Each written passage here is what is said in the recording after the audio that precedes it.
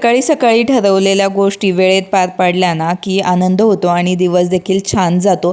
पण त्या उलट जर गडबड झाली तर सकाळ सकाळ चिडचिड होते आणि जर सकाळी चिडचिड झाली तर दिवस देखील असाच आपल्या चिडचिडीत निघून जातो। म्हणून काय करायचं, आदल्या दिवशीच दुसऱ्या दिवशीची तयारी करून ठेवायची, टिफिनची, नाश्त्याची। ॲटलिस्ट ठरवून ठेवायचं आपल्याला काय बनवायचे ते, म्हणजे दिवस देखील छान जातो। मस्त सकाळी गरम गरम पोहे बनवले होते, त्यावर अशी शेव आणि लिंबू।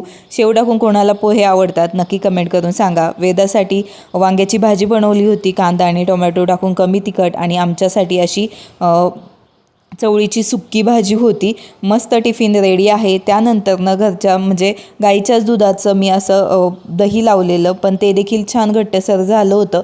एकदम वड्या पडतील असं दही बनवायचं असेल ना तर त्याची डिटेल रेसिपी आपल्या यूट्यूब चॅनलवर आहे, तुम्ही चेक करू शकता। आणि त्यानंतरनं रात्री मस्त असं काळ्या वाटणाचं शेवग्याची रस्सा भाजी बनवली होती आणि त्यासोबत पापड आणि लोणचं। मस्त असा बेत होता। याची देखील आपल्या चॅनलवर रेसिपी आहे। व्हिडिओ आवडला असेल तर लाईक करा, चॅनलवर नवीन असाल तर चॅनलला फॉलो करायला विसरू नका।